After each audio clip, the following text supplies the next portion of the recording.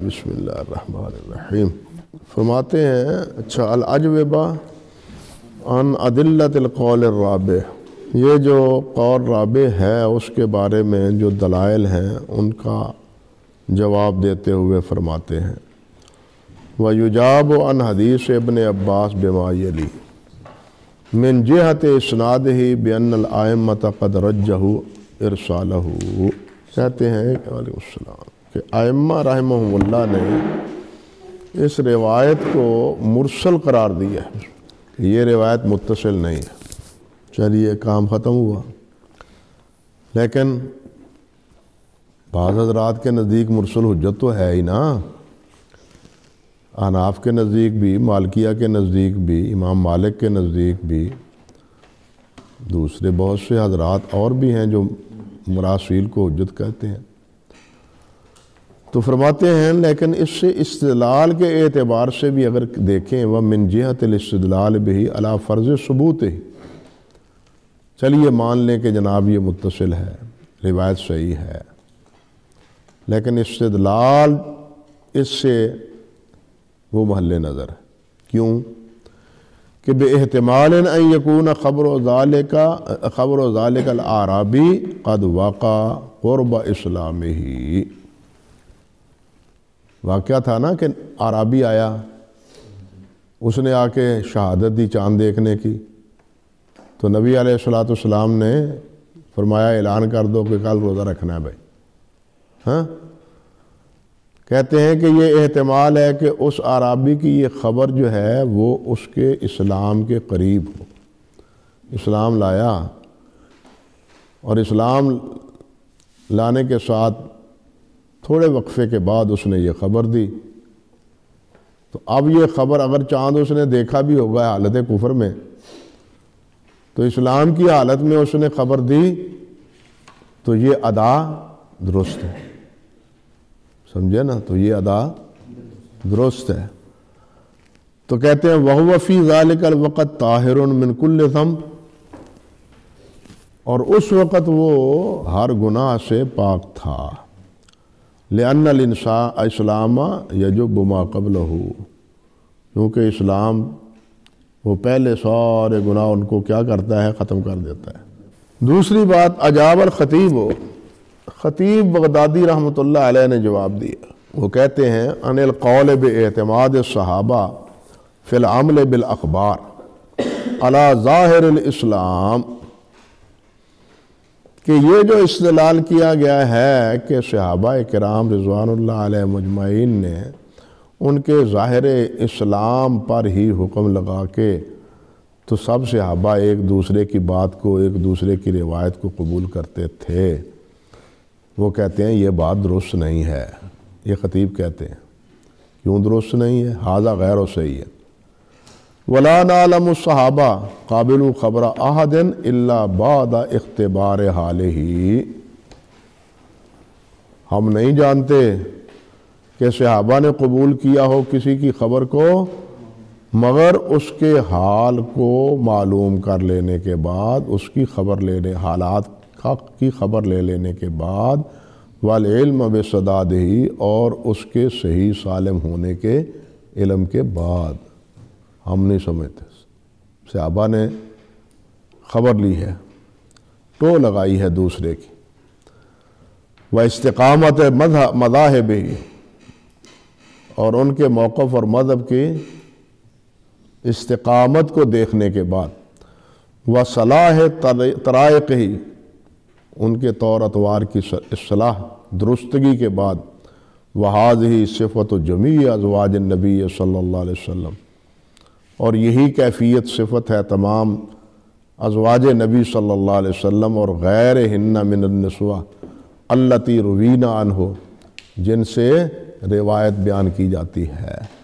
وَكُلِّ مُحْتَمِلٍ لِلْحَدِيثِ عَنْهُ صَبِيًّا ثُمَّ رَوَاهُ كَبِيرًا وَكُلُّ مُتَحَمِّلٍ لِلْحَدِيثِ عَنْهُ، اور ہر وہ جو اس سے حدیث کو لیتا ہے بچپن میں اور اس کو روایت کرتا ہے، ثُمَّ رَوَاهُ كَبِيرًا وَكُلِّ عَبْدٍ قُبِلَ خَبْرُهُ فی احکام الدین، اور ہر غلام کی خبر جو ہے نا وہ احکام دین میں قبول کی گئی ہے، اور یہ سب ان کی سیرت، ان کے احوال اور ان کے حالات معلوم ہونے اور کرنے کے بعد ہے۔ وَيُجَابُ عَنْ كَوْنِ التَّكْلِيفِ يَخْتَصُّ بِظَوَاهِرِ الْأَحْوَالِ۔ رہ گئی یہ بات کہ ہم تو مکلف ہیں ظاہری احوال کے،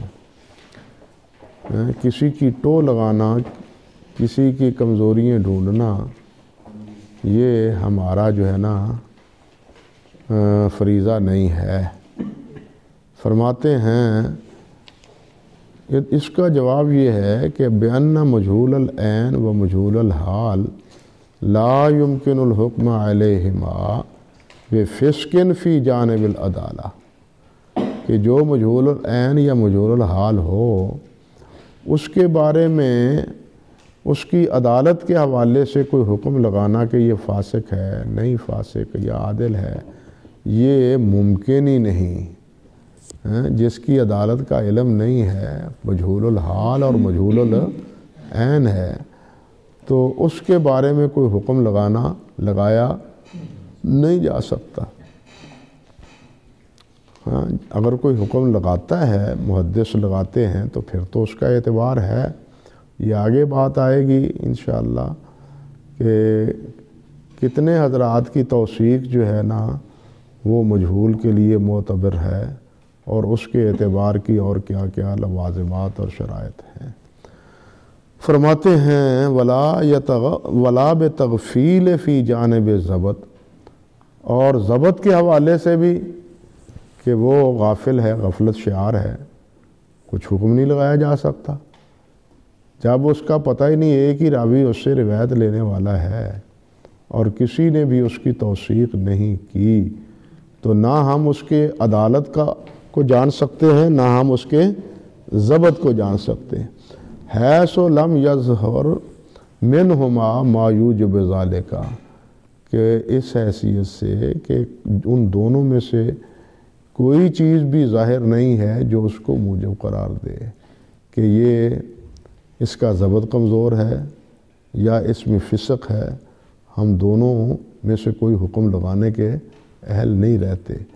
لیکن کل من ہذین الامرین محتمل فیہما، لیکن یہ دونوں احتمال اس میں موجود تو ہیں نا، کہ یا وہ عادل ہے، فاسق ہے، عادل ہے، یا وہ ضابط ہے یا غیر ضابط ہے، احتمال تو دونوں ہی ہیں نا۔ فلا يدفع هذا الاحتمال عنہما سوى التوثیق الصریح، تو یہ احتمال صریح توثیق کے بغیر دور نہیں ہوتے، ازالہ ان کا نہیں ہوتا۔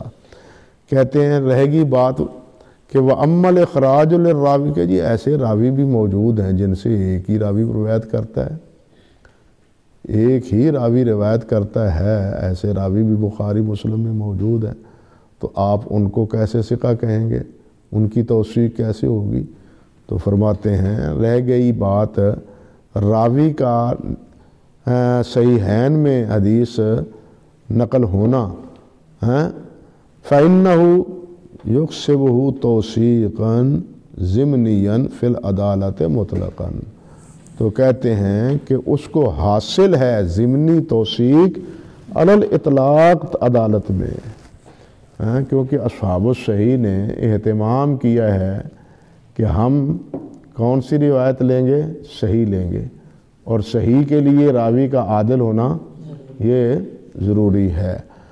تو یہ ضمنی توثیق صحیح بخاری اور مسلم میں راوی ہونے کے ناطے وہ ہو گیا۔ اب کہتے ہیں فَإِنَّهُ يُقْسِبُهُ تَوْثِيقًا ضِمْنِيًّا فِي الْعَدَالَةِ مُطْلَقًا وَأَمَّا فِي الضَّبْط، رہ گئی بات ضبط کی، فَإِنَّهُ يُقْسِبُهُ أَيْضًا، تو یہ بھی اس کو حاصل ہے، لِإِنْ كَانَ الْإِخْرَاجُ لَهُ فِي الْأُصُولِ، اگر ان کی روایت انہوں نے کس میں لی ہے؟ اصول میں، ما مراعات وجہ الاخراج لہو، اس کی رعایت کے ساتھ، اس کا لحاظ کے ساتھ کہ اس نے اس کے لیے اس کی روایت انہوں نے اس کی تخریج کی ہے، اپنے اصول میں. وَإِنْ كَانَ الْإِخْرَاجُ لَهُ فِي الْمُتَابَعَاتِ، اور اگر ان کی روایت ایسے راوی کی متابعات میں ذکر کی ہے اور شواہد میں، وَنَاوِهَا فَبِحَسْبِ حَالِهِ، تو باعتبار ان کے حال کے ہے، یعنی حال ہی کی کمزوری کی وجہ سے اصول میں ان سے روایت نہیں لی، بلکہ کس میں روایت لی ہے؟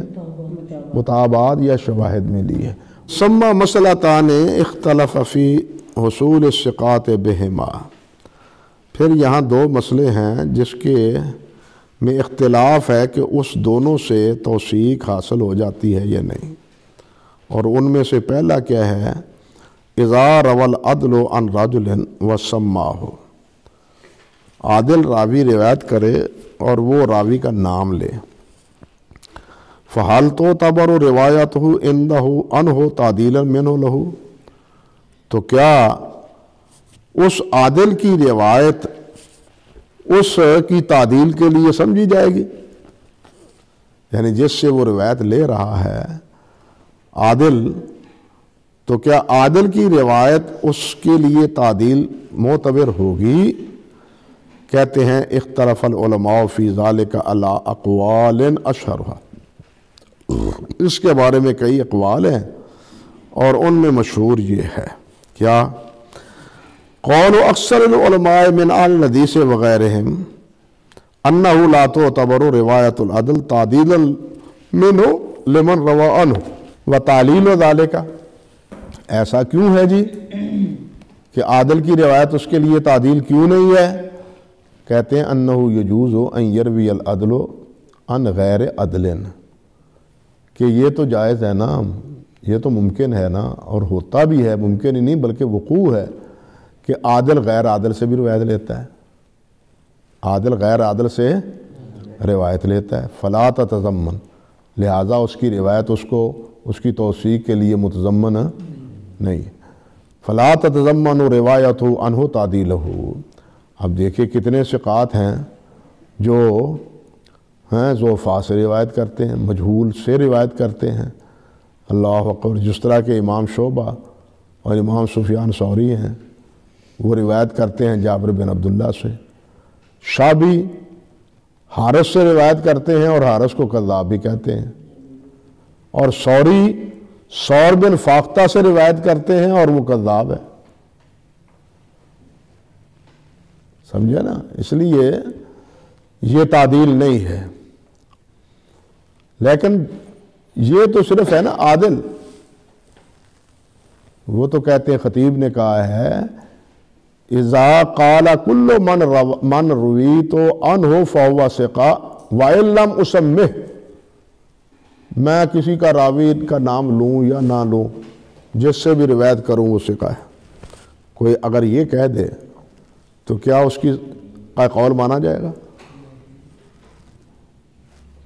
خطیب کہتے ہیں جب یہ قول نہیں مانا جائے گا تو عادل کی صرف روایت سے کس طرح اس کی توثیق مان لی جائے؟ سمجھے یا نہیں؟ ممکن ہے اس کے نزدیک بھائی ثقہ ہو، دوسرے کے نزدیک ثقہ نہ ہو. کتنے راوی مختلف ہی ہیں اسی طرح کے. سمجھے یا نہیں؟ اور یہ بات الکفایہ میں خطیب رحمۃ اللہ علیہ نے کہی ہے صفحہ نمبر 92 پر. نمبر 2، قول بعض اہل الحدیث، کہتے ہیں بعض اہل حدیث اور بعض اصحاب شافعی فرماتے ہیں انہ تعتبر روایت العدل تعدیلا منہ لمن روى عنہ، کہ وہ اس کے لیے تعدیل ہوگی. کہتے ہیں کیوں؟ اس لیے کہ ان الروایت تتضمن التعدیل من جہت ان العدل لو علم فی من روى عنہ جرحا لذکرہ لئلا یکون غاشا فی الدین. کہتے ہیں اس لیے کہ اگر عادل روایت کرتا ہے تو اس کی یہ روایت متضمن ہے اس کی تعدیل کو، اس اعتبار سے کہ اگر عادل جانتا ہے کہ یہ مجروح ہے اور پھر بھی روایت کرتا ہے تو یہ تو دھوکہ ہے. وہ کیسے حدیث شریف میں آتا ہے کفا بالمرء قذبا ان یحدث بکل ما سمع. جی احد القاذبین، ہاں یہ بھی ہے۔ اب اس کو پتا ہے کہ یہ راوی ضعیف ہے، پھر بھی روایت کرتا ہے، تو یہ تو دھوکہ ہے نا، یہ تو صحیح نہیں۔ ایک موقف یہ بھی ہے، لیکن یہ بات بھی درست نہیں ہے۔ نمبر 3، تیسرا قول کیا ہے؟ ان کان ذلک العدل قد علم انہ لا یروی الا عن ثقہ،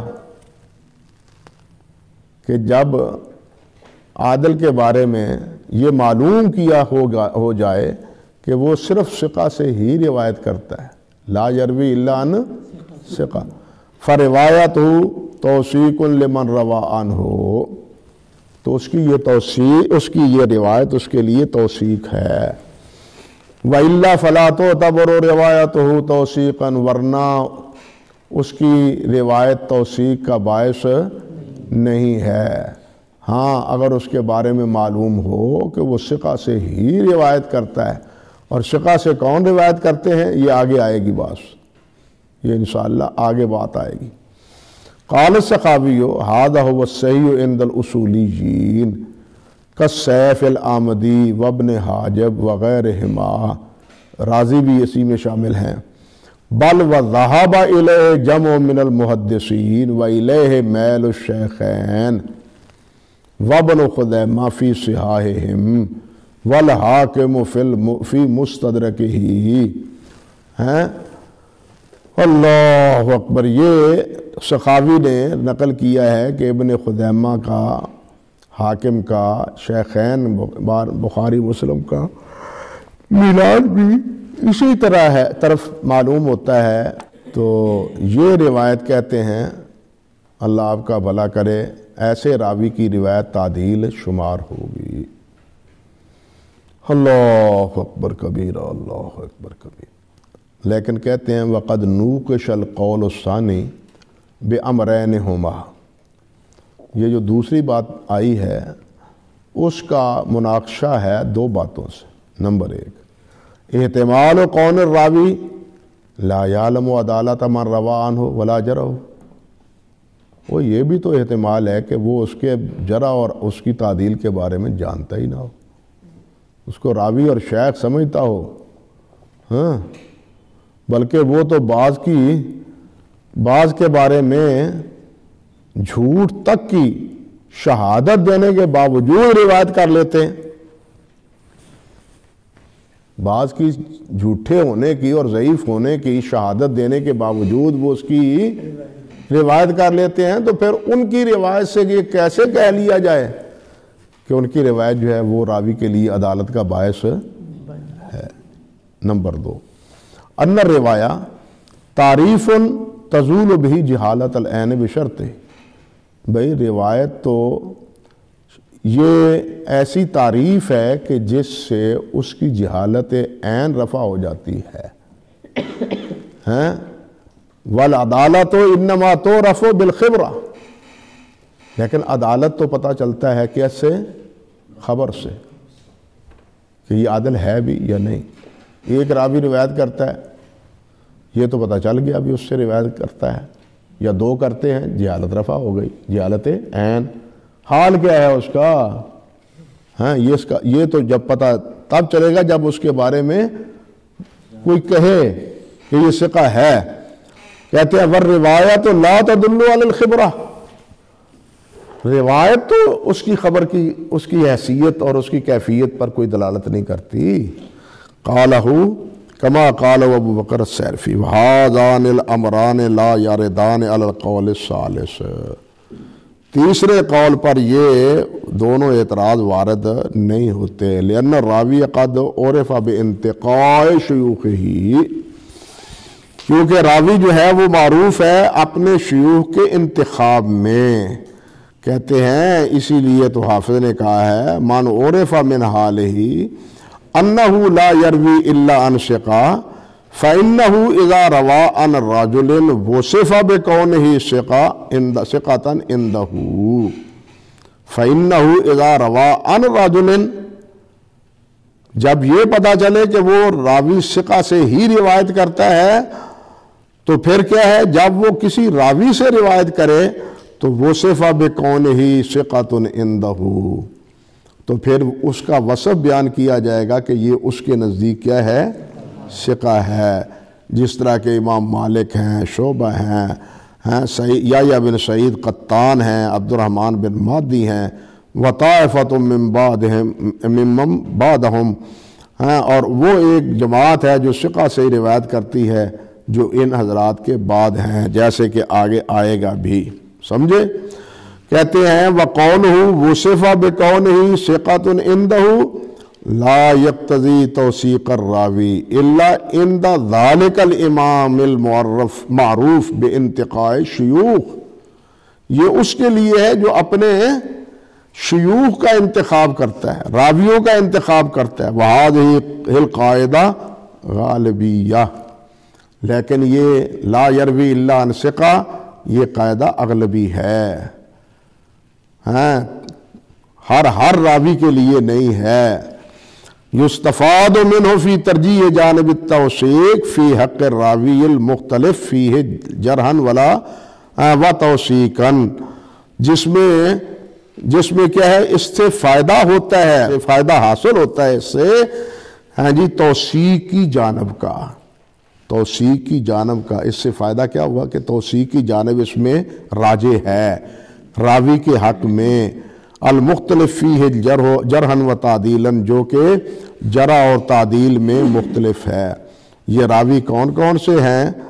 یہ ہیں، اس کی تفصیل آگے صفحہ نمبر 83 پہ آئے گی انشاءاللہ. باقی اگلا مسئلہ ثانیہ، یہ پھر یوم الثانی انشاءاللہ.